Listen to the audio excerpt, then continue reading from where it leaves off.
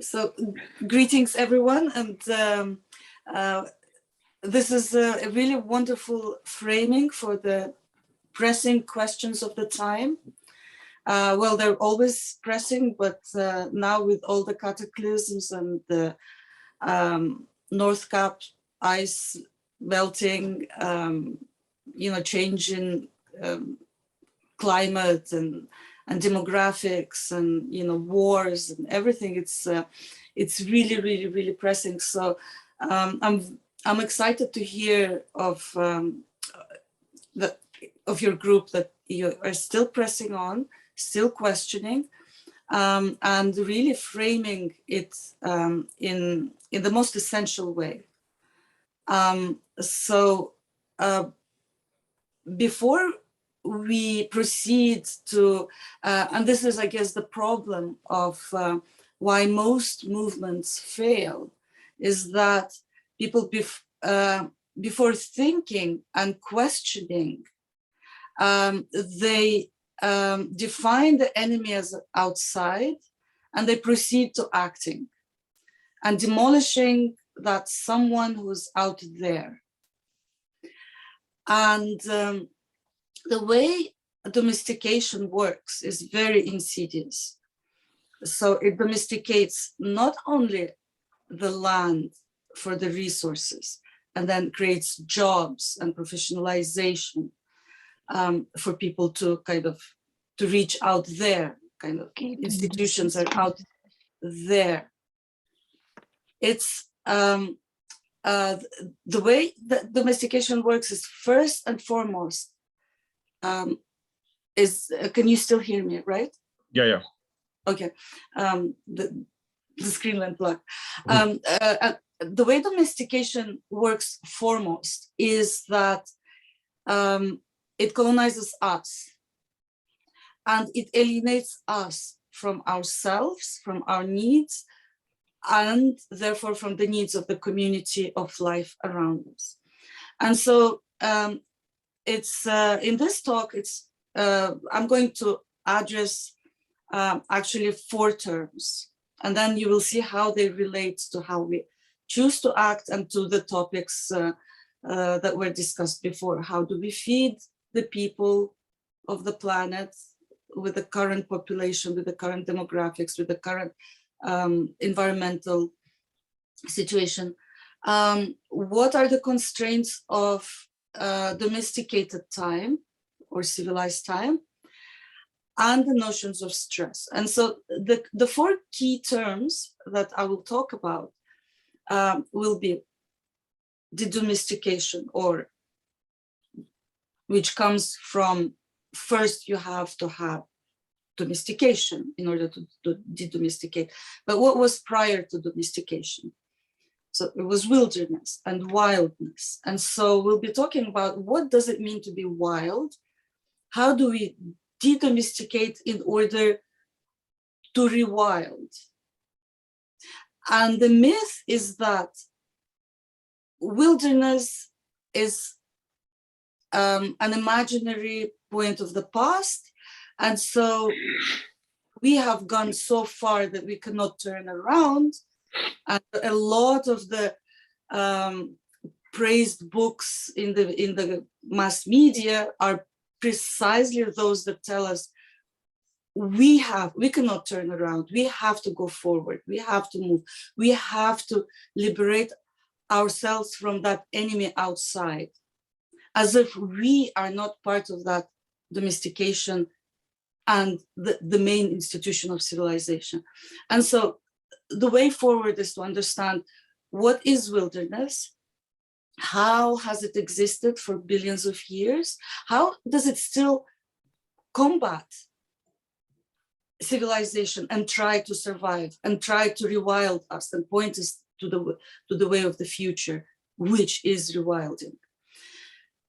And bound to that term is the concept of anthropocentrism, which is very tricky. Again, one of the myths of civilization tells us this, the story or a fairy tale of how humans have evolved to be the peak, apex predator. Humanity is one group, so it's humanism. Everything is there for humanity. But then when we really question that myth, we find out, well, no, humanity is not, like, not everything is done for humanity. It's for certain groups within humanity. So even the predatory hierarchy is present even within humans, human groups. And what does it mean, anthropocentrism? Okay, so the third term is, well, domestication, as I mentioned it. It's clearly, they're all bound together with wilderness. And I would like to question then, or redefine the term institutions.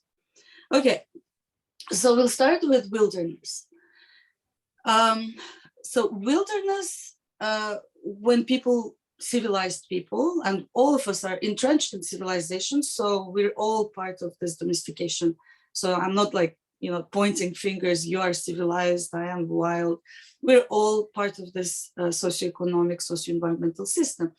So mostly we're told that wilderness is out there. The forest, someone planted a few, like someone didn't, in North America, mow the lawn, and that's it, like your lawn is wild. And of course it is not. It's part of the domesticated landscape. It's not a bunch of trees. It's not a bunch of lions capturing and eating gazelles. It's not geese migrating. It's a whole system of living and non-living beings that coexist to make life thrive, make members of that community healthy and happy. And this is key. Happy because life itself is good. And we are supposed to be healthy and happy if the system is multi-species, if it's constantly checking itself against parasites, against predators, cancerous growth of predation. And it could be on micro level, which would be cancer. On macro level, it could be humanity and civilization. So if we look at wilderness in that sense, then what would it mean for us humans to reach, to go, well, we can't like not go back there, but to move forward, to rewild ourselves in order to bring back the wilderness. And the foremost enemy in this path is our anthropocentrism. And so anthropocentrism means that everything that exists, we think exists for us. Anthropos in Greek is human. So everything in the world exists for humanity. And so if we think we're planting a forest, but we are planting it in order to get fresh air so that we can move and be happy next to it, that's already anthropocentric. So you're not rewilding by planting a forest, even if you bring in back the predators. And this is the problem with a lot of these initiatives. I was interviewed I was just quoted, someone from the New York Times asked my opinion on rewilding. And in their opinion, the article was, well, bring back the wolves to the forest and they will fix the rivers. And then the question is why? So that we can have a good environment. And environment is what, in anthropocentric view, surrounds the human. And so again, it is anthropocentric, and it's not going to work, because the minute the wolves will interfere with human needs, cattle, mining, whatever, those wolves will be exterminated. So we have not rewilded. We have just what Divaraj said, basically extended our zoo. All right. And so anthropocentrism then is an intrinsic part of domestication. And here in domestication, I'm going to define the term and bring in another aspect of domestication, or what brought us on this path to domestication and civilization.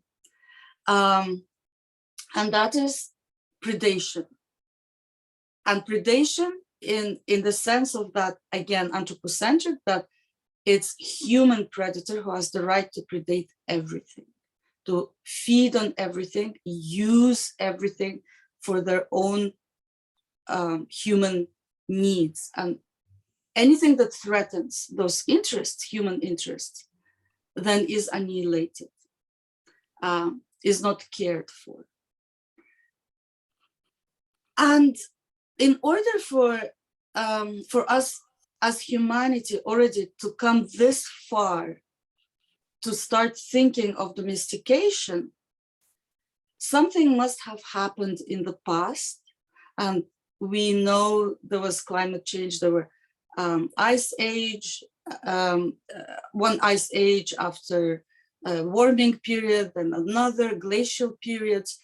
And so climate was shifting, and human primates who in the wilderness, their role, our role, was to be disseminators. This was our socio-environmental symbiotic culture.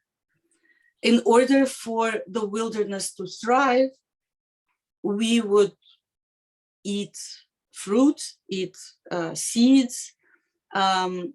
Obviously, there were no toilets to flush things down, and destroy. We just carried our feces with the berry seeds, with the fruit seeds around, and helped the forest and the food system of the wilderness thrive. Okay, with climate change, then humans anatomically are capable of digesting meat, and so scavenging started to become one of the options available to kind of to pass through. So it was a minute in the history, and a minute in the history of life on Earth could be 10,000 years. That's basically a minute, a second. So in a minute of humans started hunting. And hunting, when the hunting started first with tools, because obviously humans could not hunt with like wolves or tigers, with their bare claws and fangs. So tools started to become necessary, and it could be a stone, it could be the primitive, so-called primitive tools. Once the system of food or dietary access to energy shifted to hunting in a situation of crisis where species started dying out, the making of the tools and the diet itself, because it is expensive, it requires that we spend more energy on accessing the sources of meat, or rather than what before was a part of the fruitarian folivorous diet. It started entrenching a requirement of technology. The diet itself and the tools started to develop. The minute they started to impose themselves as a must, the more you spend on that tool, the more expensive it becomes at the expense of something else, it becomes a system. You start to systematize it in order to economize that pathway. And that pathway led to how do we find more access to land and food, spending less time and spending less energy. And so here we already have the concept of the time and economy becoming entrenched in the system that developed further, that led to domestication, that led to agricultural revolution and private property. And that brings us to the institutions where the human needs, the human thoughts, the human culture became the very first institution of civilization that domesticated us, that hierarchized our own relationships and needed extra sources of work. So the first domesticated animals and humans were those who helped the hunt, the horses who carried, helped attack and battle, led to violence, who tilled the land, the cows who tilled the land, work, who reproduced to give us milk that we stole, we extracted, and it became both a technology and an institution. And so for us, in order to be able to kind of to develop this system further, then different parts of the institutions of civilization, sort of departments, branches. So we're talking about the Neolithic times, 15,000 years ago, 10,000 BCE. So we start getting language, we start getting texts, we start getting culture, stories, myths, and cosmological explanations as to why this must be it, and that would force us to believe and force us to reenact the continuous murder, the continuous drive towards consuming the wild, which was the source of our joy. And even the stories that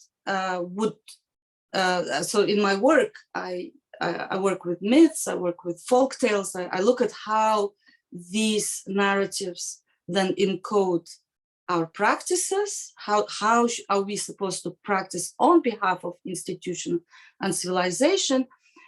And we have to remember that it is always at the expense of our happiness. It is always at the expense of our deep joy of being part of a healthy and thriving environment. And so the primate disseminator that we were, who derive joy of just being there on the trees, on the savannas, exploring the world in the ocean, we suddenly started to devour, but we had to forget. And on these concepts of language and symbolic culture, I draw on John Zerzan's work, and very interesting on Jack Goody. And then the interesting thing is that the historian John and the anthropologist Jack Goody arrive at they look at the same event in human history, the emergence of written language, but they arrive at completely different conclusions.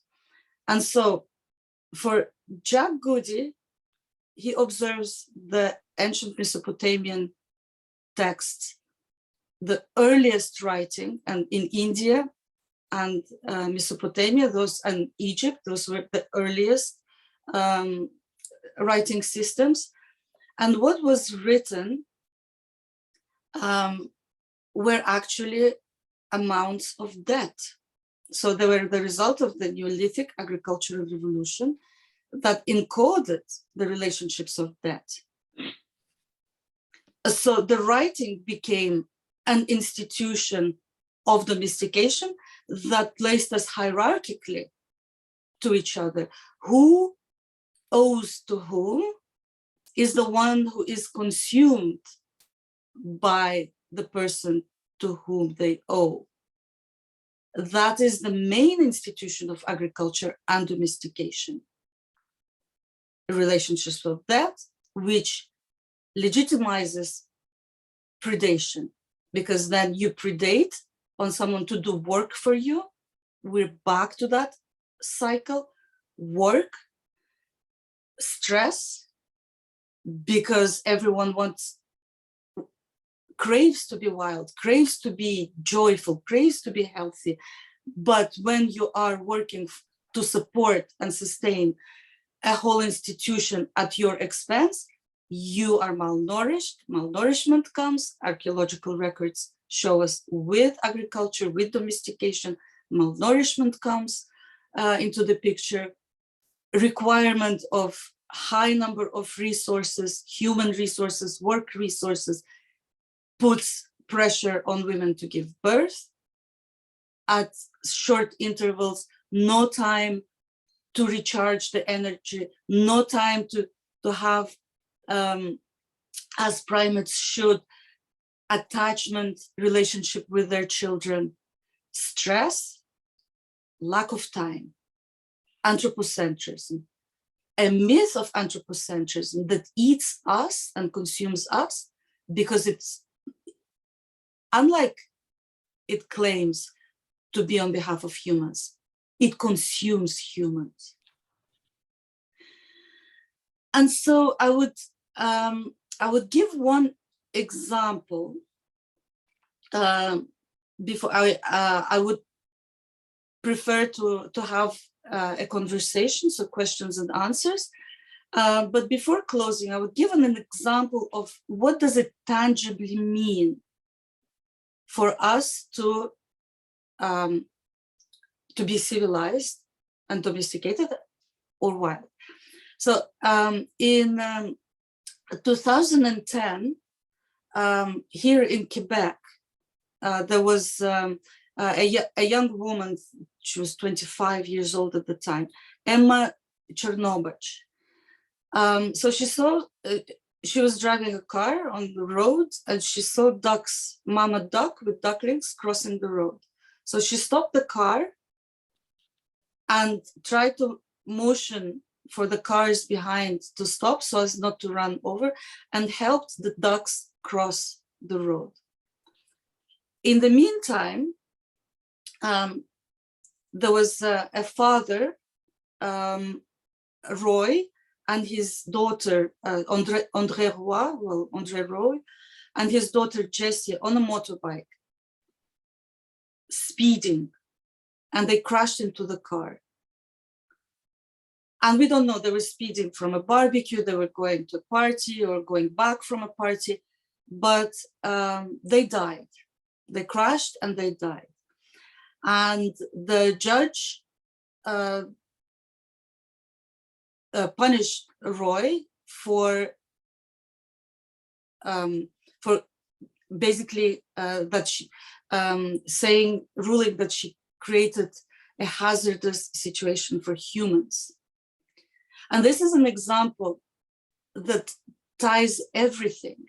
It ties the time they were speeding, and they were speeding because we don't have enough time to enjoy ourselves. It's not a judgment that they were in a rush to go to a party or to come. People work, people have these technologies that allow us to move faster and faster. And the road is anthropocentric. It runs, it has through the places, through the time of wilderness that has now been rendered for human lives only, for human needs only, in stress, at the expense of the non-human lives. And so obviously the old puzzle that we usually philosophical question, people tell us, well, is it better to run over, you have a tramway, is it better, you let it go on the right side and it would run over 10 people, or you choose to divert it to the left side, it would run over one person. And these philosophical exercises always teach us that it's only about humans. What if it's 10 ducks whose lives, it's tragic for everyone, but whose lives do we prioritize? It is not even a question that those lives would matter. And it's very, it was very touching for me when I was in my book tour or lecture tour with Devaraj in India, and we were staying at the Jawaharlal Nehru University guest house in 2016. And one of the university roads, the guard stopped the traffic because there were ants crossing the road.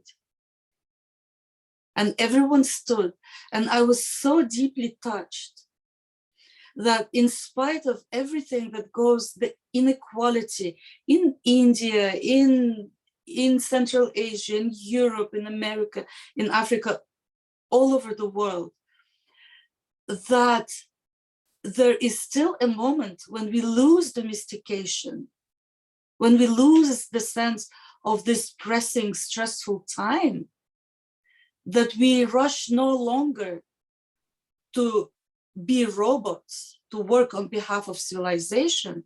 We stop and we marvel and we help ants that you cannot even see pass. And so in closing, our path to rewildness is to question the myths within ourselves, to question how we reenact the needs of civilization at the expense of our health, of our happiness, of our lives.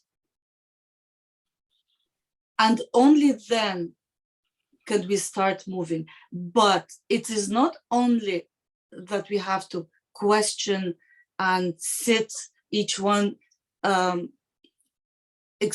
isolated and okay, I've reached the truth. No, acting, understanding, and coming out together in wildness to rewild the spaces for everyone. So that would be my contribution, and I would be delighted to hear your questions, comments, and let's have a discussion.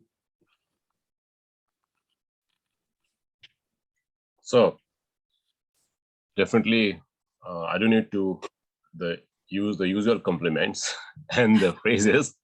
I will just go for the question and answer session, and we have lots of questions. So first of all, you can also write your question in the chat, this chat room, or you can ask your questions directly to Layla. It's a small group, so let us have it in very informal.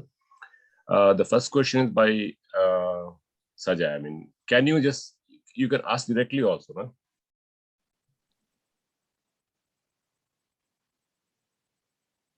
Hello. Yeah. No, I just wanted to get that reference, which you mentioned two people who had reached opposite conclusions after looking at the record. So one was Jack Goody. Who was the other one? John Zerzan, and he's present. He gave the talk last. I can just, John can speak. You said the historian. So I mean, I thought it was somebody else because John. I mean I don't know if you normally describe it as a historian, but yeah, that's fine. Well, I don't know if John wanted to speak, but I mean, I know John writes in various disciplines, in philosophy, in anthropological. But what I find really important and valuable is that he doesn't. He's not in the postmodernism. It's like, okay, let's philosophize, like like Derrida, for example, this word means da da da, and then it kind of eats itself and eats us. It's historical based. And John, you were trained as a historian, right? So pretty much. So I didn't know that. Yeah, and so basically, what I again find it's available in his books, his critique of language, and then I bring it in because I'm trained and I work mostly as anthropologist, but I value, like recently I've been going into archaeology and paleoanthropology because history matters and real facts, how we lived matters, and how we lived beautifully or ugly matters. Like, in order for us to understand, we really have to face ourselves, understand where we come from, how we came here, because we cannot keep saying that, okay, we've evolved and that's it. Well, so what that we've evolved? Evolution is cultural choices that take us to specific directions. We can change. Even if we have evolved as apex predators right now, it's not viable. We can change. Bacteria do that when we take antibiotics. In order to survive, they abate. We kill them. In order for them not to be killed, they abate themselves and they start working symbiotically with us. We're constantly filled with virus. Part of us is symbiotic relationships with viruses, with bacteria, and they know how to work with us in order not to die out. But we are going head fast towards the precipice, thinking that we cannot change, we cannot re-evolve into a more viable direction.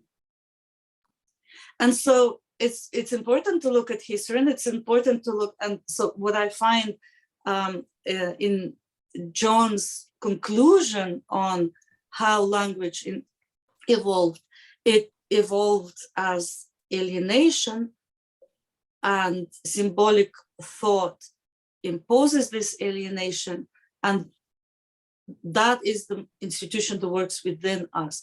And so a lot of the times, for example, there were great works by sociolinguists, linguistic psychologists, say in the 50s and the 60s and the 70s, of the head Deborah Cameron, Leslie Milroy, and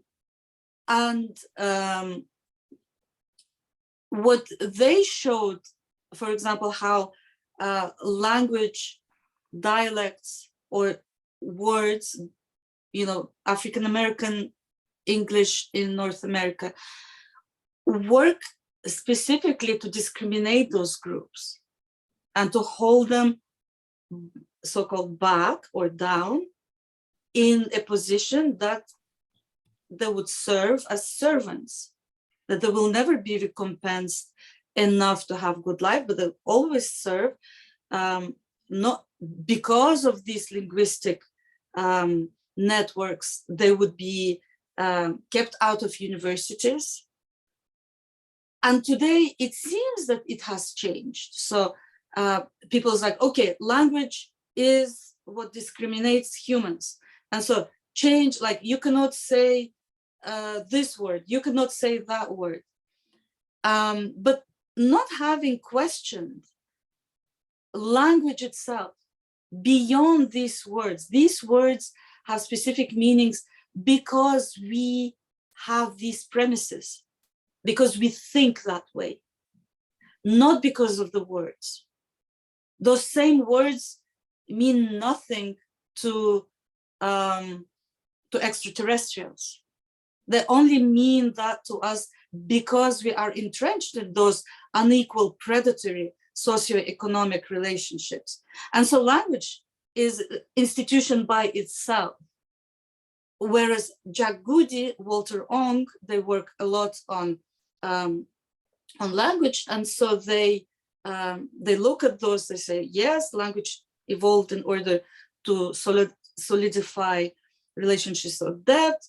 Yes, oral traditions have more of a personal obligation and exchange, and so it's a matter of honesty in oral traditions, but they do not question the fact that language itself, even I studied oral societies, like I'm a comparativist compared to literate societies, and language is language. It still trains us within those socioeconomic transactions, depending on how the culture views its place in the predatory hierarchy.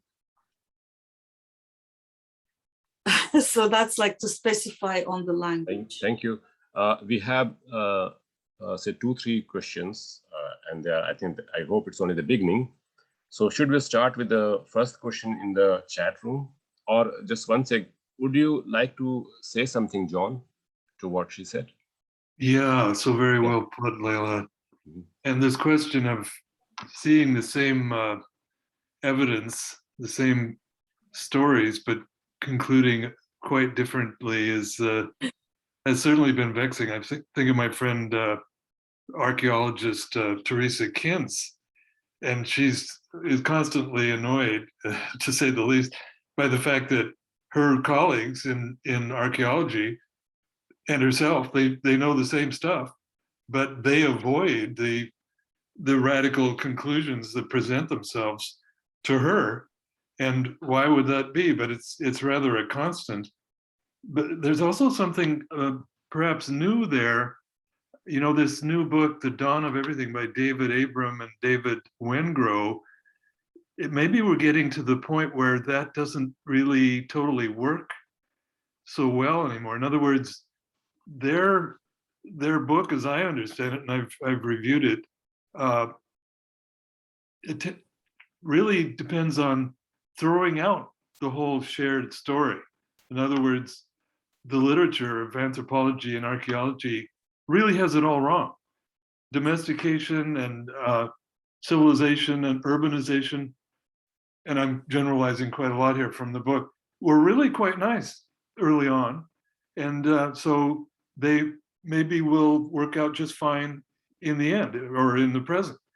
So in other words, they reject the commonly understood stuff, you know, the basic, the literature fundamentally, which I think we certainly draw from. They just redraw all that. You know, I mean, to produce, I think, quite fantastically, a picture that, oh, it was quite fine. For example, people came in and out of agriculture or domestication freely, or it was sort of almost playful. It was a choice, and they could back and forth. Well, Charles Foster, among others, had pointed out a lot more like heroin, somewhat easy to get into, but almost impossible to get out of. And I think he's right there. But so if maybe we're seeing this shift where it's harder to avoid the radical implications. So you have to throw out the common picture. Everybody was wrong. including all the academics who have given us the main sort of data about how these institutions emerged and how negative they were at the beginning. And they're even, because now it's even more obvious how negative, even fatal they are. So maybe you have to resort to checking out all of this received information that's been developed. So anyway, maybe we're at that stage, which is quite interesting. And this book is rather a hit in the West, The Dawn of Everything, by those two. Graeber, of course, is no longer alive, so he can't defend it, but it's an interesting discussion going on around that book in particular. Well, it's I'm glad you bring up the book, because it's been lauded everywhere. Now, Amy Goodman on Democracy Now! Said, what a wonderful, basically, what an amazing book that salvages and points. First of all, the claim that it's the dawn of everything is already arrogant and ignorant, because it is not. There are books that address the dawn of everything, but they are multidisciplinary books that address really the history of humanity. This is, and I don't know if it was done on purpose or if they're just ignorant, because even Wengrow, who claim like he's supposed to be an archaeologist, is basically you look even at the bibliography, doesn't mention all the important findings, all the human lineages that co-evolved, that had the interbred, that migrated, that survived, and do not answer anything and cherry pick on two philosophers, like very Eurocentric, very racist actually, like they only cite white men, two dead philosophers, and Rousseau, who wasn't an anarchist, and Hobbes, who, yes, he said something, and yes, the phrase became popular in Europe, but no mention of Darwin's participation in the construction of narrative, no mention. And it's like, you're anthropologists and archaeologists, you have no mention of Malthus's mythology building. And it's kind of, it seems perhaps that maybe it is intentional, kind of gathering of nonsensical phrases that are out there, mishmashing them into something new in order to have an authoritative say that, okay, nothing makes sense.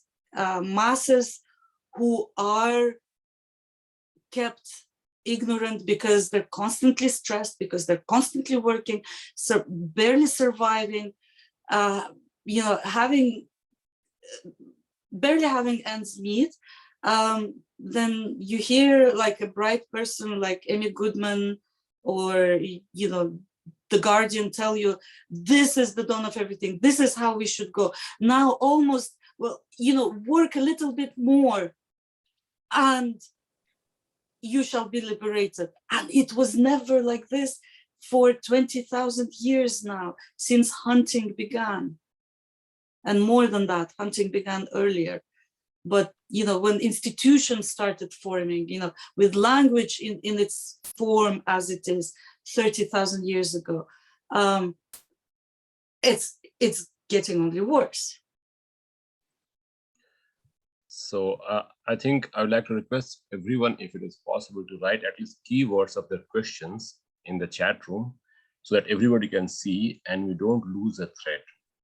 And for example, Raju wanted to ask something, Kaushal Kishore Singh, but we can start right from the first question by Madhu. It is, I think, after, yeah. So would you like to ask your question personally, Madhu, directly? Yeah, thanks. Microphone is off. But your microphone is off. Yeah, now. Sorry, hi. Thanks for this talk. It's very interesting. I just wanted to just check. I'm just confused because we always trace domestication to agriculture, and you're tracing it to hunting, which means, in your opinion, hunter-gatherers are already domesticated. Can you just clarify that? Yes, I'm glad you bring that up. Okay, thank you for the question. Yeah, it's very important. They're not domesticated, but the decision to start hunting puts a pressure on that society who takes, and I'm talking about human societies. I'm not talking about the predators out there who have for millennia and millions of years co-evolved in symbiotic relationships of predation that are always kept at check. With human primates starting hunting, put already relationship of deficit on the society, where the strong ones have to have surplus energy to go and endure the hunt in order to bring back. But for human primates who we still require fruits and vegetables in order to have a balanced diet, then you already start putting a pressure on that individuals have to develop a way of legitimating killing of those who were part of our community before, sustaining the hunters at the expense of someone else who starts domesticating in order to compensate their energy, domesticating plants. And so it is not an agricultural society yet, but those demands kind of precipitate the machine, the institutions to start forming. And so pastoralism comes with that. Domestication of animals for work and for the hunt starts. And at first, they are not so dangerous. They're still, like, if we compare, obviously, today's civilized living and hunter-gatherers, of course, hunter-gatherers are much more sustainable.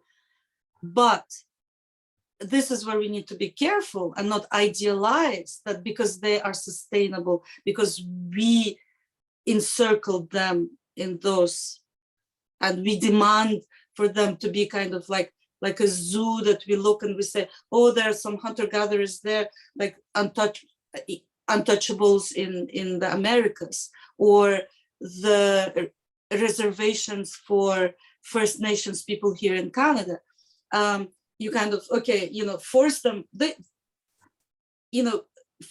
again, because we want them to be there and not disrupt our life. And then we can draw some romantic conclusions about them. That does not work. We have to really see how, if humanity chose that decision, it inevitably leads to agriculture. But surely hunting was around for hundreds of thousands of years before agriculture developed. And you're saying there's an inevitability to it? Yes. Okay. And yeah.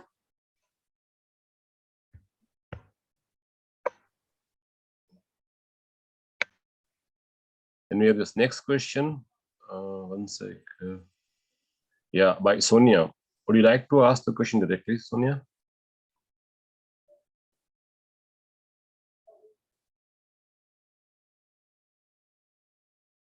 Sonia, are you there? Okay, she might be back. Then we have Devranjan, do you have a question?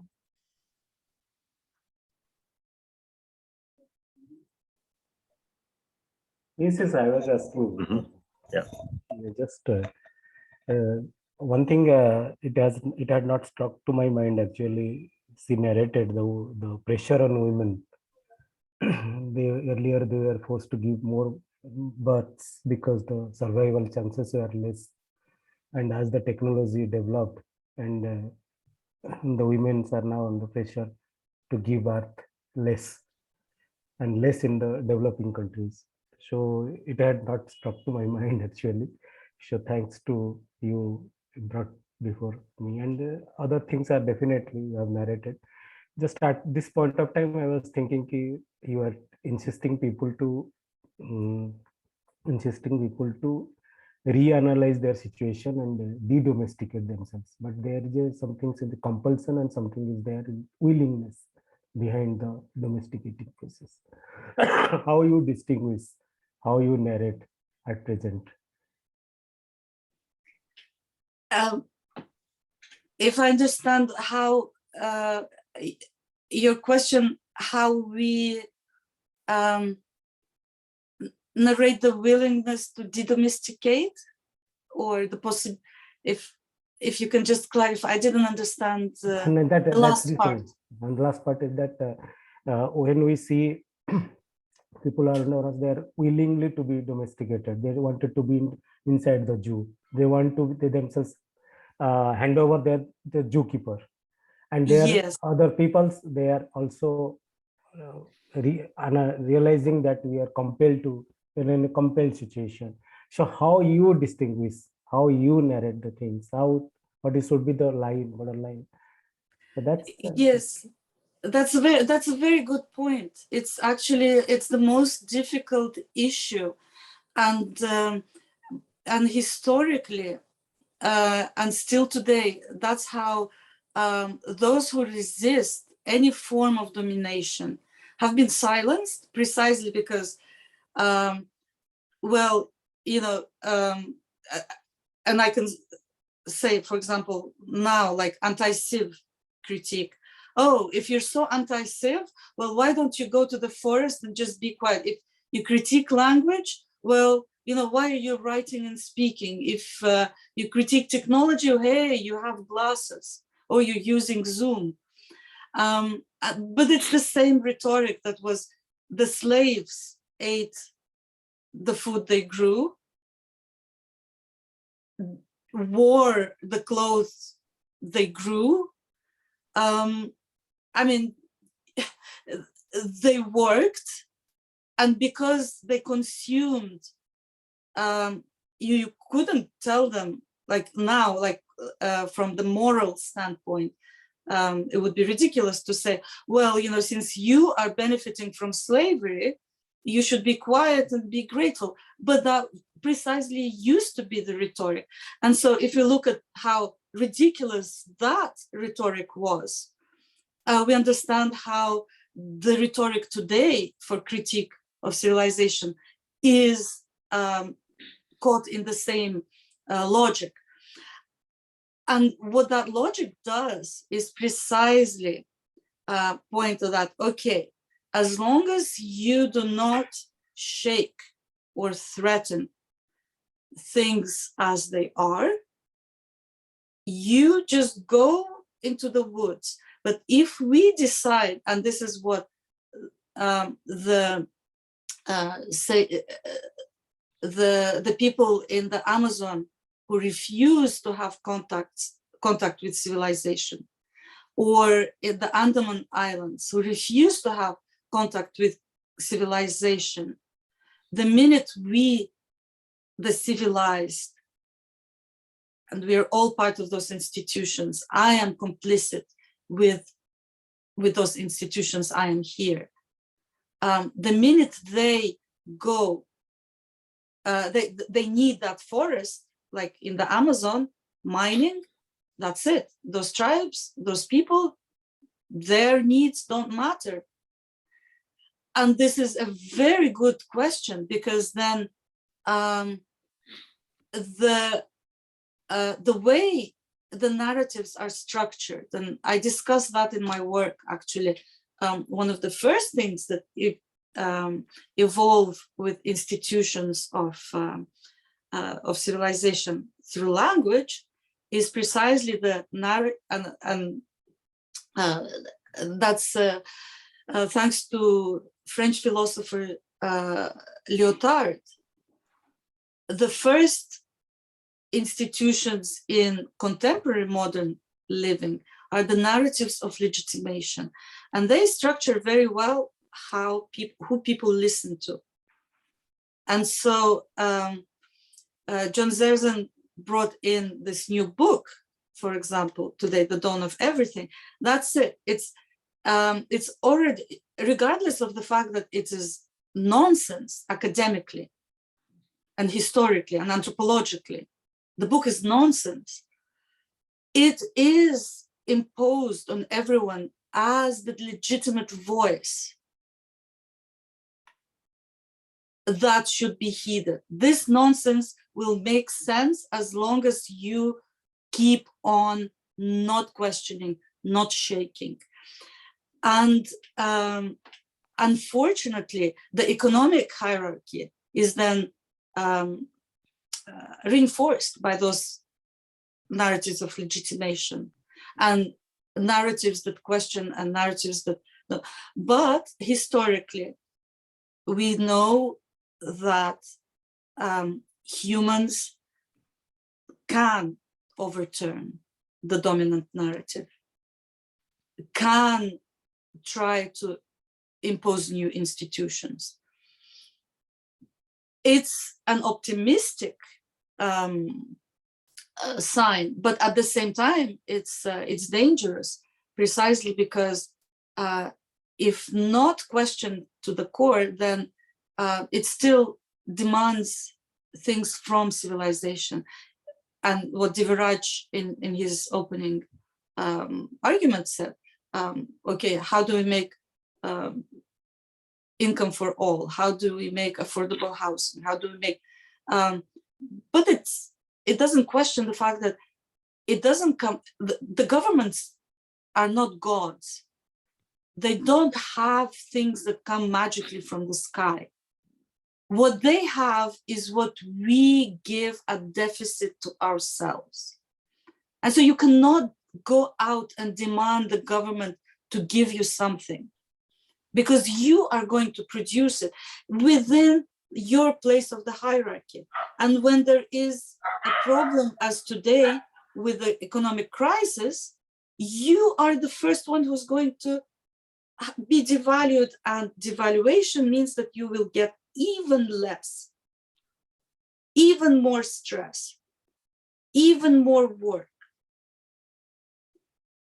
And so your question is so important, because then how do we bring our voices, our critique, our change of our own lives, how we try to rewild the spaces around us, how do we bring it out to the people who are stressed, who don't have the time?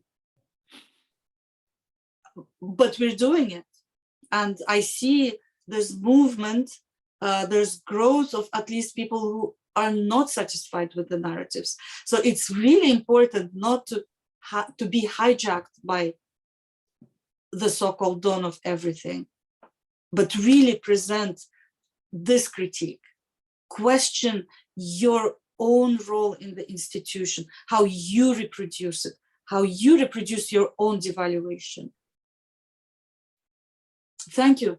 Thank you. Thank you. Actually, in the central part of India, a lot of Adivasis, we say Adivasis, the indigenous people, they are resisting the so-called modern technological development or Yes. civilization industrial developments, and they are facing the state challenges, repression, mighty states repression. And some of the argument the state is throwing, and it is capturing a lot of tribal youths also. The tribal youths, they are siding with the state. So we say that willingly they are going to the Jews. They are being captured by the Jew keepers. But like you said, like the tribal youths, they are not with the community, they are shifting to the industrial society.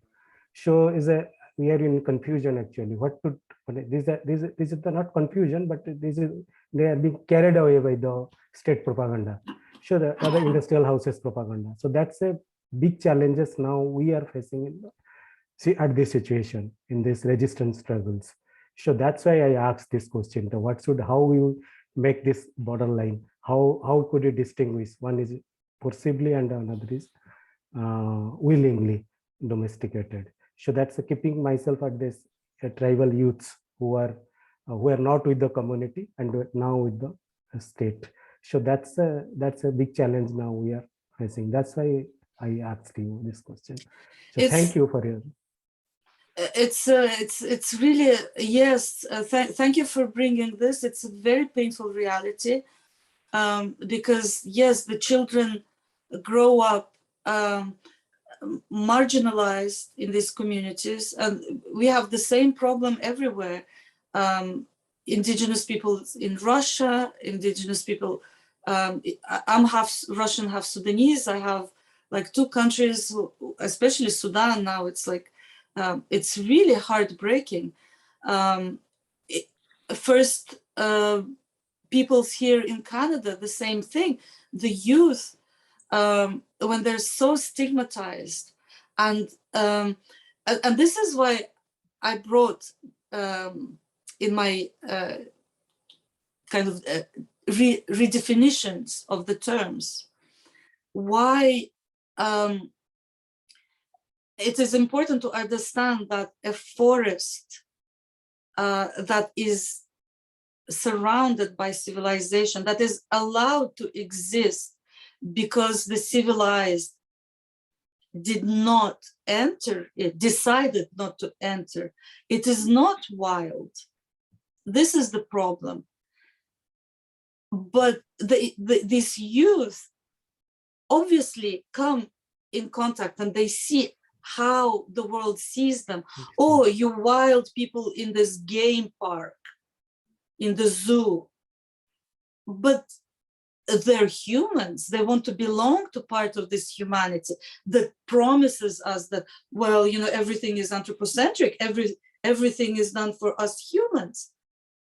And they want to be loved. They want to be cherished. They want to be happy. They want to explore the world, but the world is out there to predate on them, to consume them, to consume their desires, to domesticate and colonize their minds, and call them wild, which is not true, because true wilderness would not have been allowed to be demarcated by civilization. True wilderness is where everything on the continent, not in India country that we imagine, everything on the continent coexists, moves through empathy, thrives, helps each other, feels the pain of that community. And immediately the trees do that, like through mushrooms, they have symbiosis and the roots, and they help each other. Even the trees that are on the other side of the forest, they have all these systems to throw more nitrogen to help that tree, get better. If these trees beneath the canopy don't get enough light, those who are above will help them get. And so to help the hunter-gatherer youths, the onus should not be, the burden should not be put on the hunter-gatherers. The burden should be put on the civilized, but not in the savior complex. It's not like, oh, I'm going to India to help those poor people. It's, how am I not going to consume the forest that sustains them? How am I going to love and respect them for who they are? And they will be happy to be with their communities. And it's a really tragic situation and the work should be done precisely not from this anthropocentric and civilized perspective. We are helping those we can afford, but tomorrow we don't need them, we kill them.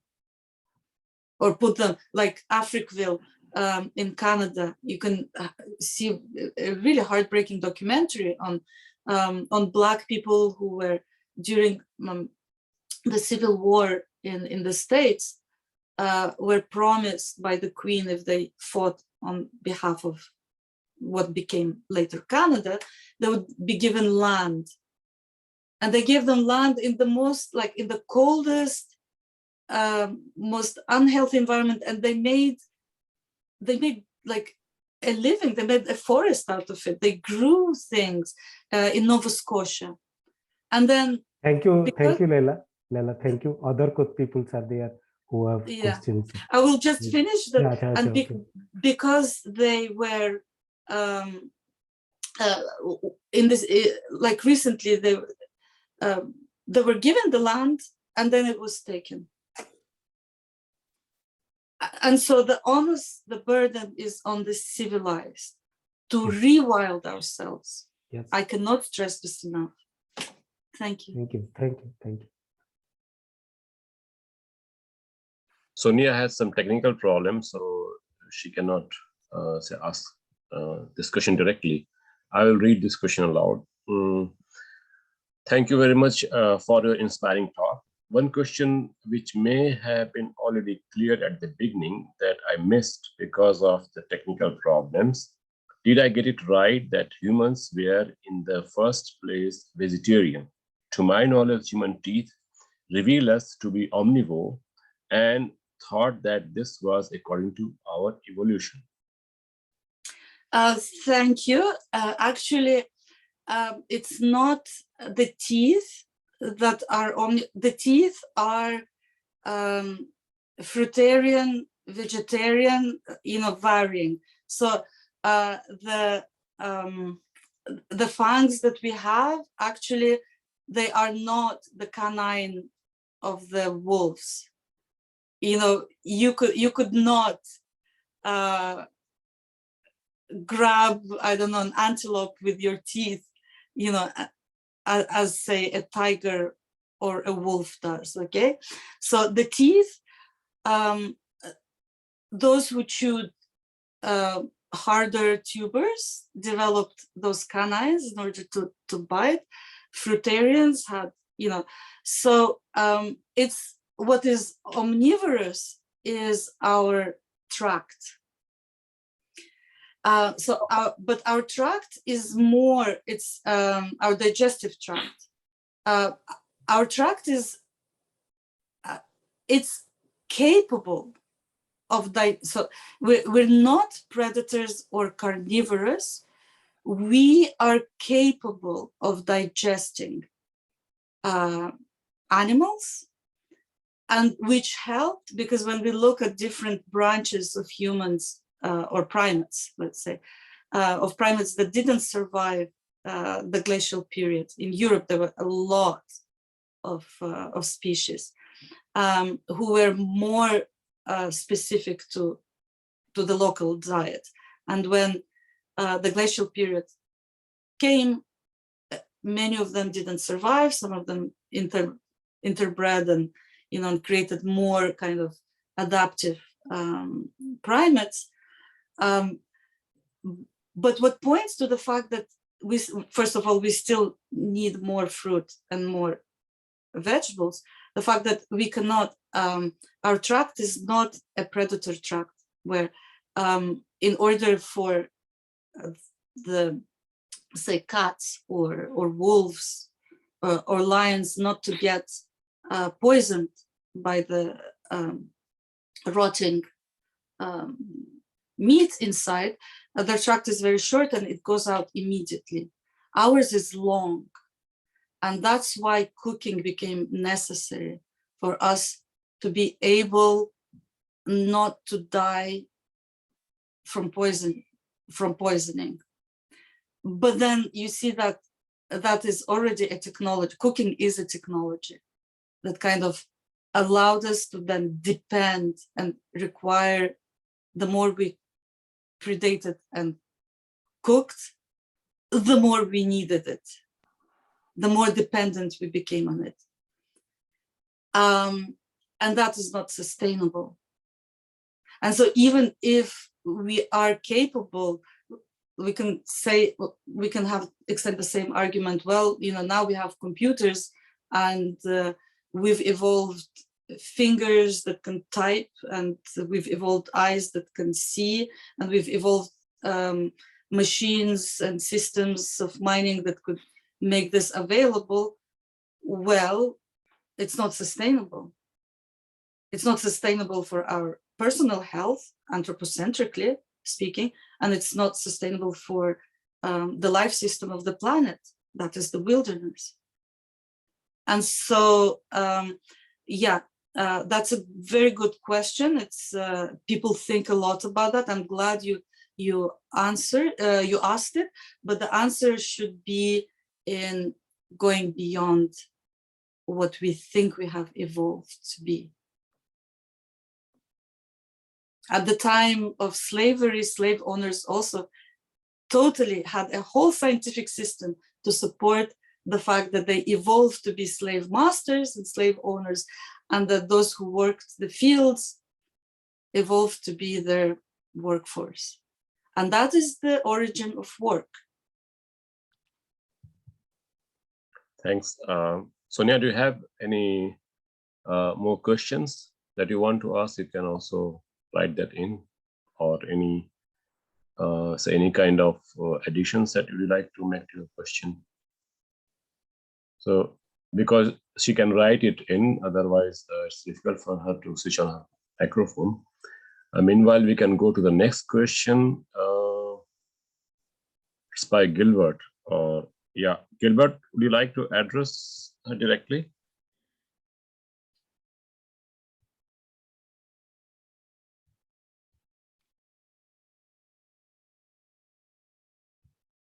Your microphone. Phone is on? Yeah, now it's on, yeah. Okay. No, I was making a very simple question that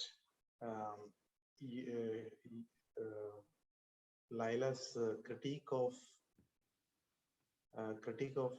anthropocentric civilization is well taken, but then how do we go from here? So could you please give a perspective, a normative perspective on how to get out of this situation? So part of it, you have already answered in some of your observations, but a more comprehensive view about how we can have a normative perspective on how to go from here, how to get out of here, from this anthropocentric civilization. Thank you. Thank you for your question. Yes, it's a very good question that has been asked for hundreds of years. So you are in good company, following on the tradition of the Russian philosopher, Russian author Leo Tolstoy asked it in 1883. Nikolai Chernyshevsky asked the same question in 1863. Vladimir Lenin asked it in 1902. What is to be done? Devaraj is asking it, you are asking it, we're all asking it. It's a very good question. It's a very difficult question. Okay, I will be humble, but not so humble as not to venture that my guess from all the different fields I've worked in, anthropology of journalism of war, anthropology of violence, domestication, narratives, my books on children's literature education. They're intertwined with all of this critique of institutions. So my guess would be is that if you're interested in having kind of a program of action, I cannot, I'm not Lenin, so I don't have a list of, okay, we're going to do the revolution today at this time like this. But from all the movements that I observed, what has been lacking, what brought to their failure, is precisely the lack of understanding of the real understanding and meaning of our institutions, of our economies, of our way of living. And so the first thing would be, in order to have a healthy kind of moving forward, is to understand these, which I already kind of, that's the whole talk about.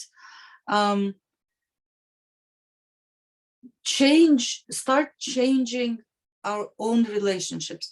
So, for example, the reason I ended my presentation on those two examples from India and from Canada is precisely that at that moment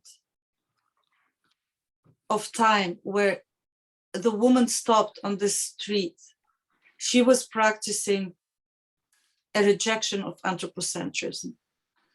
But the roads, the legal system, the economic system, the technologies all worked against her.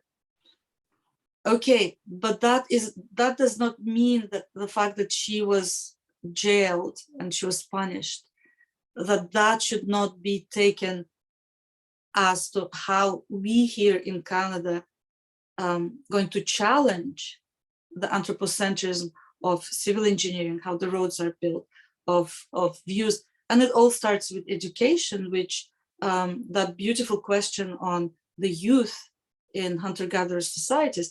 Well, you know, who educates and how? Who rewards for what and how? And that's where the rewilding starts. So for you in India, this is a very good point of where you're gathering together, questioning how is it going, when you come out of this talk and you go on the street, or even you're going to sleep, it's at night now in India, you're going to sleep, how anthropocentric is your space? How do you rewild that it's not only a ritual every now and then in a festival that reminds you of that empathy, of that relationship with the forest, with the cosmic forces of life and death? How is this space right now organized, anthropocentric? What can I do to have it rewild? And from there, how do you move out to rewild institutions? How do you demand? So again, we were talking about The Dawn of Everything, the book by Graeber and Wenger today, and both of them are very proud that they were involved in Occupy. I gave an interview at the time when the movement Occupy was happening here in America, and I said, well, my interview was called The Failure of Civilized Occupy, because a movement that demands for some people to have land ownership only takes us further down the predatory slope of civilization towards doom. So how can we have this movement, any movement, form to revise education, and so the youth, and how they are taught, how the reality of alienation is imposed upon them, even if you are going to teach them, say, oh, it's nice to be friends with animals, if everything within their lives, all the institutions of education of what they get punished for, where they get rewarded, the salaries they will earn when they grow up and work, is geared towards support of civilization and domestication, none of these movements will succeed. They will always be revolving around the same old theme and always reappropriated. And so for a meaningful change, this is the very first revision of the basic understanding of how we as humans, individuals, and society occupy, walk upon the earth. And I hope we will move forward. Thank you. Gilbert, would you like to ask something more to that, or? Thank you. Okay. So then we can move on to next question by Rajiv Kumar Jha. Rajiv, would you like to ask it directly? Hello. Yeah. It was nice hearing, Layla. Thank you. Thank you. My question relates to the fact the relationship between human mind and technology. Can we really think of a mind, human mind, which accepts the status quo and doesn't think of improving the technology itself? I mean, in your discussion, it was the invent of technology that you talked about that created this big problem, civilization. So can we really think of a mind which doesn't think of improving the situation or keeping itself in a status quo and being happy? Did you get my point? Yes, I guess I'm trying to understand correctly. So if I understand correctly, then you mean that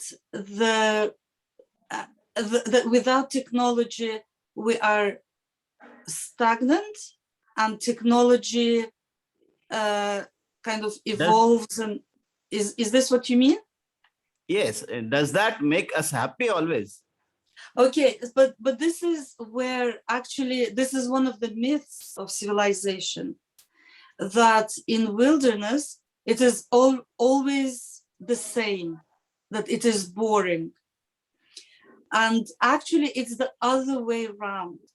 The reason why and if we're talking about technologies today, like when I was talking development of technologies historically, I was talking specifically about the technologies of reproduction of the predatory choice. Okay, so originally, like, we don't think of language as a technology, and language can be there could be a system of communication which is vibrant, which involves a lot more than just speaking. It involves feelings, empathy, cueing in. And in wilderness, it really demands your presence. You need to understand the individuals around you, the system around you, if there is a predator lurking by, if everything is thriving and happy. Okay, and you're constant, and there's constant changes within. There's basically, actually, my dissertation talks about, the title is Order and the Literary Rendering of Chaos. Okay, so what is order and what is chaos? It's constantly moving. It's constantly something to which the individuals in the wild adapt, communicate, feel, clue in. It's very, if you've ever been in the wilderness, it's amazingly interesting. It amazingly, you do not get bored. But as technologies developed, the original technologies of language, then the tools became technologies, then killing slaughter became technologies, agriculture with its technologies of how we're going to eat, how we're going to extract, what cooking food, that's all technologies that are never satiated. We constantly need more. It's built into within the very essence of technology that it's never enough. And so we think that with the development of technologies today, it's very interesting. If we get a new phone, actually, I never had a cell phone. I'm still resisting to have a cell phone. And I find it tremendously interesting. The games, the pornography, that all entrenches. These are the technologies of gender relations, of violence, of war, the games that we are pulled into. Even the pandemic today is, as a medical anthropologist, one of my periods in my anthropological work was in medical anthropology, and pandemics are part of civilization. And you see how the pandemic now, so we are told the pandemic imposes on us the requirement to be self-isolated with computers, Zoom, machines, work, stress. And it is never satisfying. We are constantly hungry. We are constantly being isolated from reality, from understanding who. Hello. Yep. Layla, can we really put a stop on this ever increasing technology? How our mind will react to that? Will our mind accept that? Well, I am not a psychologist, so I have not conducted psychological studies on how the mind of others. I can speak of myself and of the people I know who have decided to not depend on technology.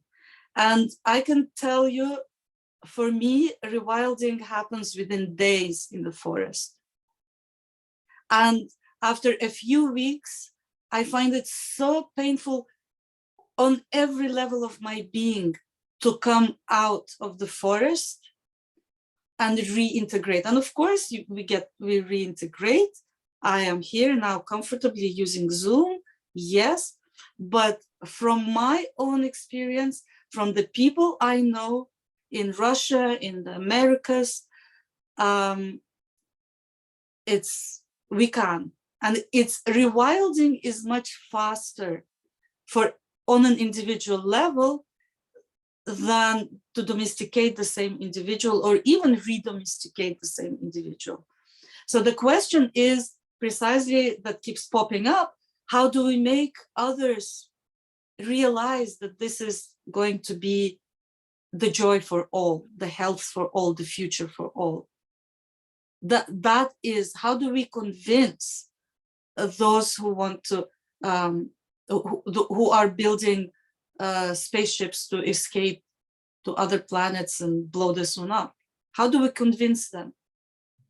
Well, on that level, the predator might not be very willing to listen, but for the majority of people, I think they've had enough, and I think they will be open to re-evaluating. I hope you will be one of those.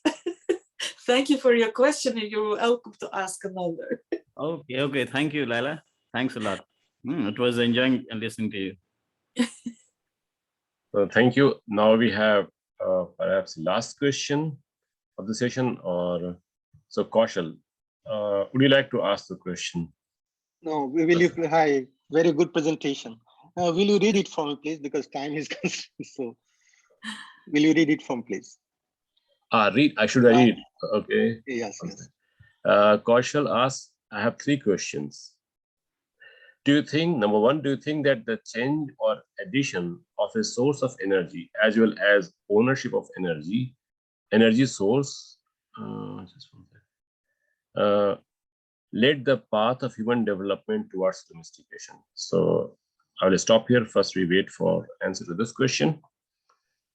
Do you So think, if I understand the development of like electric energy, fossil fuels, is that the question?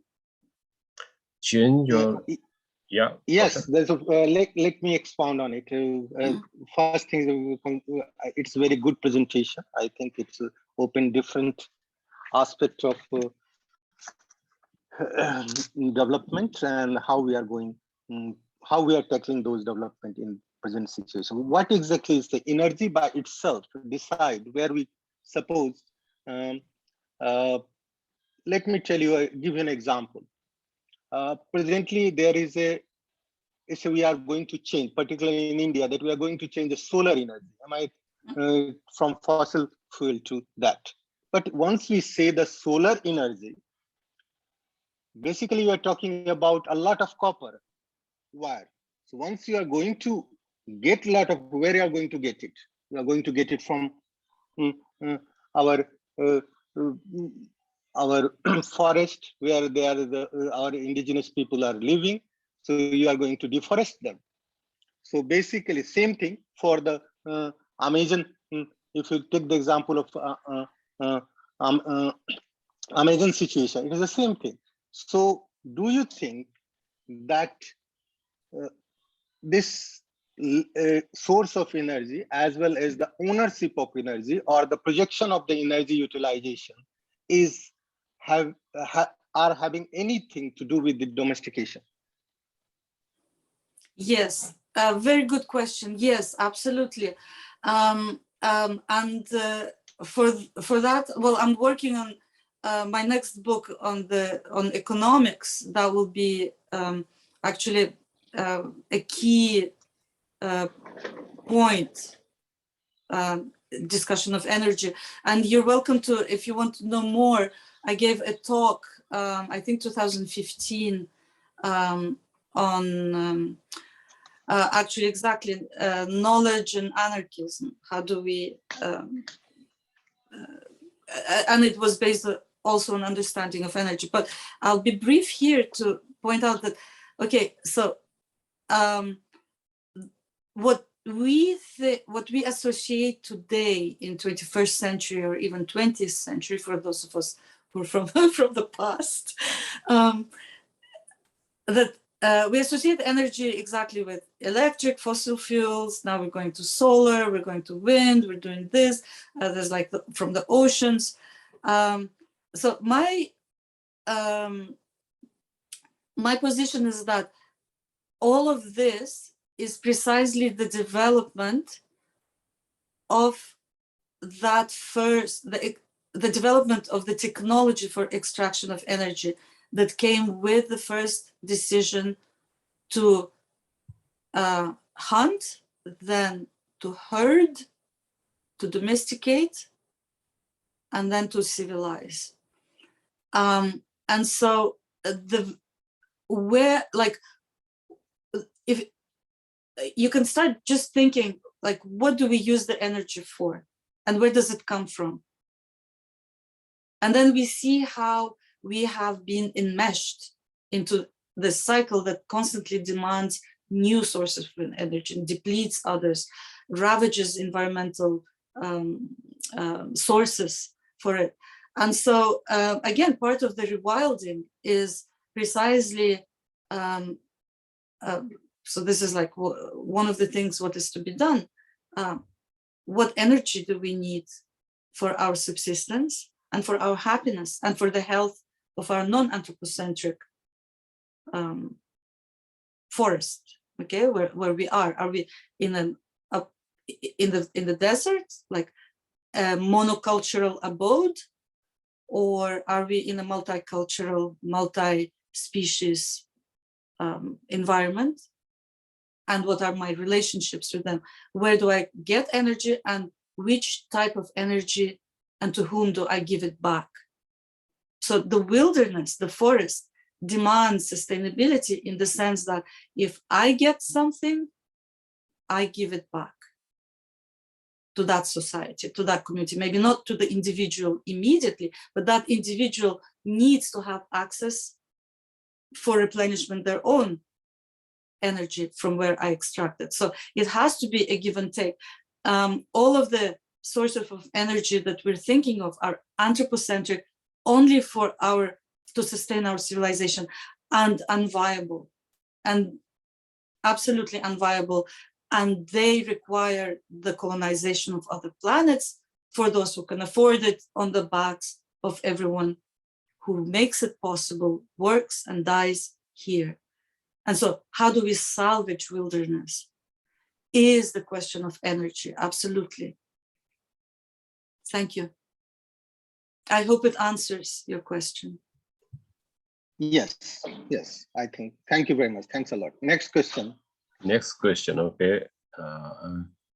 This is here. Yeah. Do you think that civilization is a logical progression of hunting groups? If not, what could be the other evolutionary route, hypothetical, that can help us help to understand the process of domestication better? Is that the question? Yeah, I think it's. I was just hypothetical. Yeah. Suppose I was just telling that because from last discussion it came like that we are going towards the same pre-civilization type of human setup, or we are thriving now towards that. So if it is a logical progression from there, that after this will be happening, then if I just wanted to understand that at the time, if the civilization never happened, particularly in that way, the which is in the civilization or Mesopotamia or Babylonia, whoever it is, whichever it was. So what could have been the difference? It is the same that presently some pockets of indigenous people are, or is there, because we are talking about a big population, big mass, global population now. So what could have been the other development?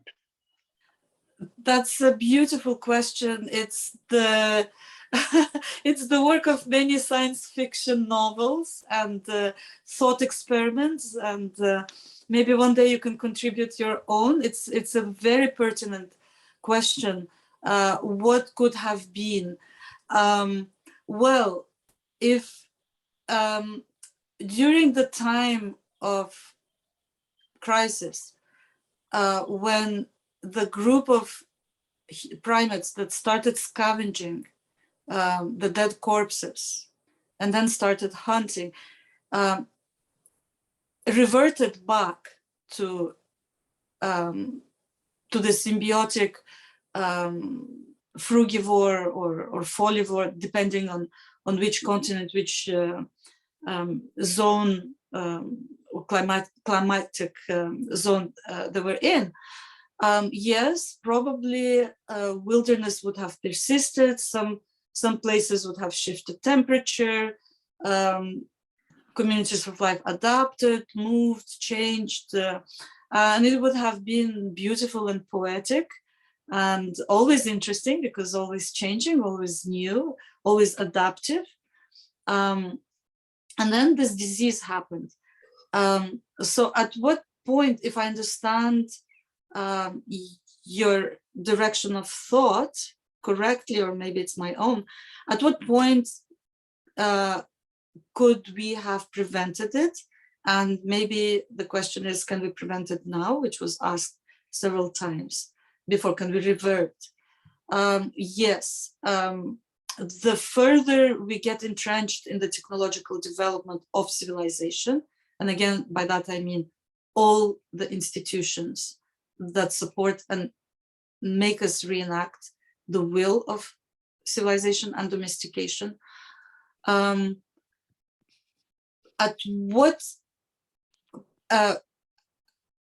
what point would it have been possible without, that's mostly the argument, without the peril of all the human resources that were born and the population that now exists. And then the other question is that, well, today we are 7 billion and marching, and there's no way we can give it up. My answer is that, and actually someone already mentioned this, well, in Europe, the population decrease in Europe, birth rates in Europe and the West have dramatically slowed down. It's part of our kind of unconscious tuning in to the needs of the ecosystem that supports us, that we need to curb our rates, birth rates. The argument usually omits the fact that already, and that was actually Malthus's argument, on whose work Darwin based his, well, Darwin based his theory of evolution on the work that was done before him on evolution, on domestication, observing how humans choose to have one species develop in one way or another. So that's rape of a species, of non-human species, like domestication percent, and Malthus, who explained that, well, you know, people out there, the brown people in the world, the black people in the South, well, you know, they reproduce a lot, then they can't support it, then they kill each other or they die from starvation, and that's normal. So it's already built in the civilized argument that it's normal, it's okay for people to die. For critique of civilization, the point is that it's not okay for anyone to be used, abused, exploited, or killed. However, it is our obligation to curb the birth rates and the future population, and it's possible to bring down the numbers peacefully. Crisis, economic, wars, starvation are already happening, and they are the ones that are used to curb populations. And that's why when, for example, in North America, Black people are shot for no reason on the streets by police or by white supremacists, the white supremacists are not punished, and it's usually seen as, well, collateral damage, blame the victim, oh, too bad. Sometimes it's a slap on the wrist, and we go on. It's already, the logic is already built in civilization. So the question would be, how do we do it peacefully? How do we curb our numbers and start rewilding? Okay, we do have these machines. Okay, I'm not saying throw them away. We cannot throw them away right now, but they do require energy. How do, the minute we start questioning our anthropocentrism in everything we do, the computer we use, the food we eat, how we cook it, with whom we eat it, where do we get it, how do we move, what work do we do? Once we start questioning everything and questioning our anthropocentrism, we will see that we will no longer be able to sustain this, and we will start curbing our own energy consumption, our birth rates, and rewilding, and making sure, and it's a natural rewilding that is so healthy and joyful that there's no need for the scenario of Mad Max. There's no need for the scenario of the all-ravaging war. It can be done. But what are the steps? And perhaps these are the steps that I recommend to start with. Great. Thanks very much. A lot of things to ponder. The second question you missed, I think one question it is you about missed. the language. Yeah, In my language. opinion, language is a surface manifestation of a mental process that is a function of general pattern of different organizations among the people. What is your take on it? I have to acknowledge this. I read this thing. I think you just mentioned his name. He's a French, and he was French anthropologist. Sometime long, I read it, and I imprinted in my mind where I think that the written and the verbal, only like the word and the written word or verbal words are not the language. Language is always, it can be anything. And so when, at what time, at what juncture, it became a tool of domestication. So because it was always there in a human population. Thank you. That's a very good observation. All right. So here, it's necessary to distinguish between language and communication. And so what makes language different from communication is precisely that what makes communication interesting is that it is always, all your senses are there present to understand and to communicate how you feel, how you experience with others, same species or other species. There's always communication. And of course, there are certain patterns of communication that start signaling a specific, maybe the basis of abstraction. So for example, animals have that. Birds, when they see birds of prey, they have a specific cry, and everyone knows it's a bird of prey. If they see seeds, they have a different cry. So all the other birds know, oh, there's seeds, okay? So, but that's not language. And the reason that it's not language is that human language is a grammar for a very specific purpose. And it was one of the theories that are held mostly today as legitimate is that language involved with hunting. And so for me, that's a direct link with killing. And so the language that humans developed with hunting already inscribes within it anthropocentrism and predation. And that grammar for murder, then kind of it's always present. It doesn't matter what words we use.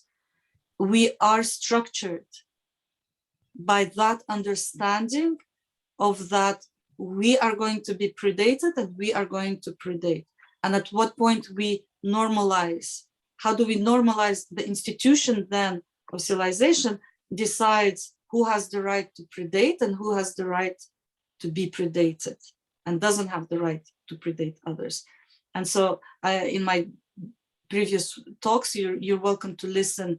I'm not going to take more time here on this, but my talk on radical criminology. So I discussed precisely how the narratives then legitimize that. And so human language then is different from communication in this sense. So, thank you. This is the one. This is okay. So there's one observation by Gilbert. Gilbert, would you like to read aloud, or should I read loud on technology?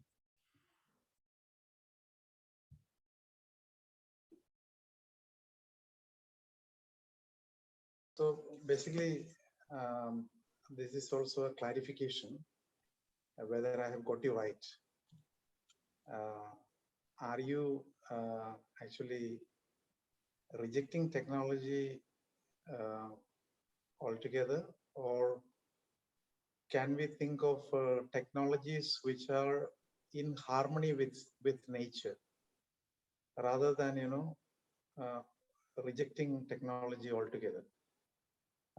Say we can think of in the language of Engels, Frederick Engels, technology expands the realm of freedom as against the realm of necessity, and it helps us transcend the determinations of nature. But then this technology has to be in keeping with the harmony with nature.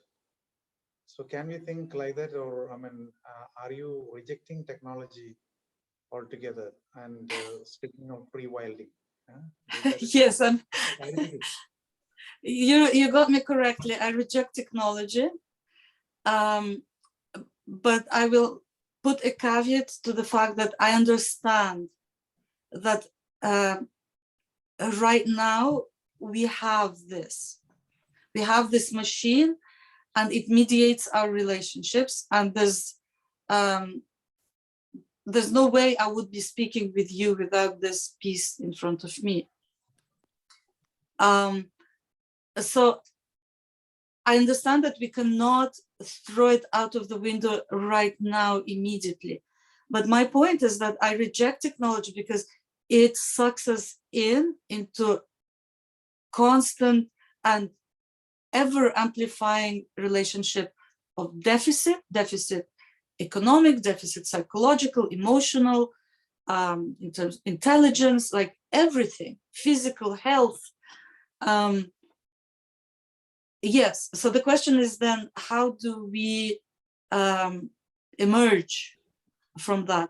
And I understand, like I said, we cannot throw it all out the window. So then I am trying to approach it from the angle of anthropocentrism, that when we understand what we are missing in terms of multi-species relationship, happiness, well-being, and joy, then well, I hate to use Karl Marx and Engels, well, attributed to them quotes of the state will wither away, the technology will wither away. It won't wither away. It's there. It's an institution that claims our lives, claims our work energy. So we will have to make conscious effort to have it wither away, to wither our dependence on it.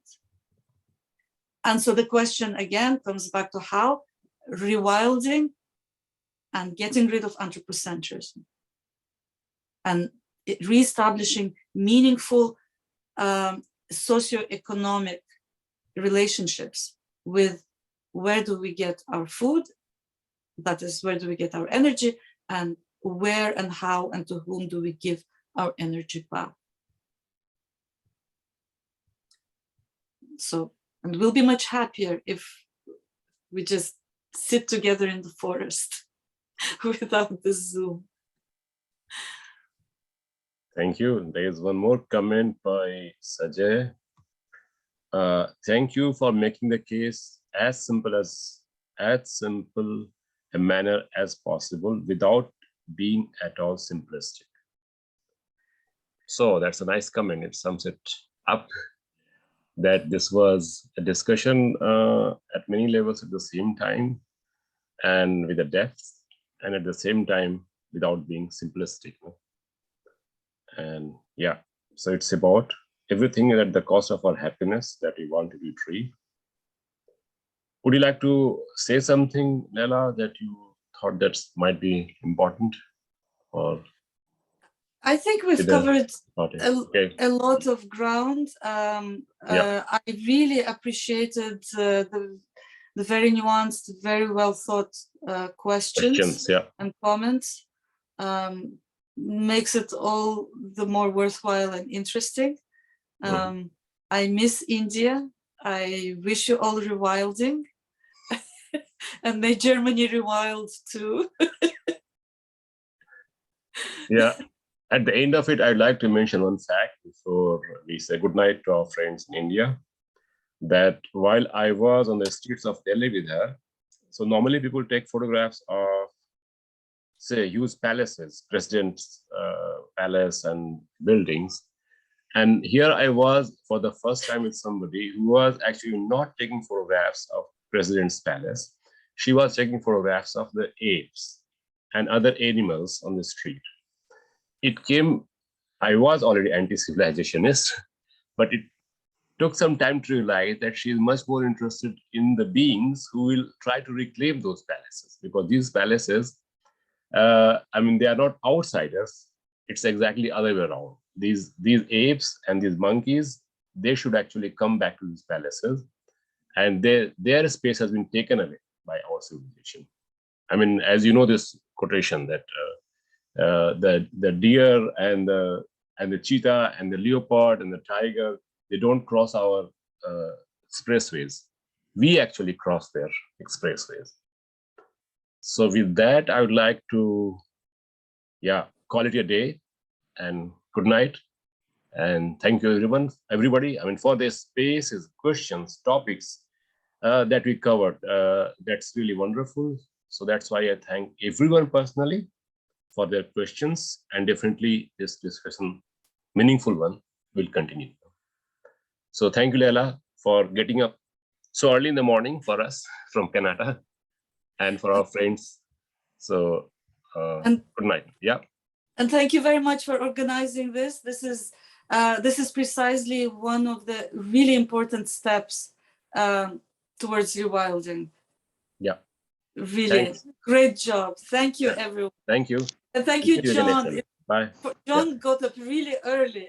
Yeah, John lost his good night. I mean, beauty sleep. Ciao. Thanks, All right. Amir. Thanks, everybody. Yeah. So thank you. Very nice So, session. Thanks very much. Thanks a lot. have a nice day in Canada and good night in India. Good night, everyone. And good evening in Germany.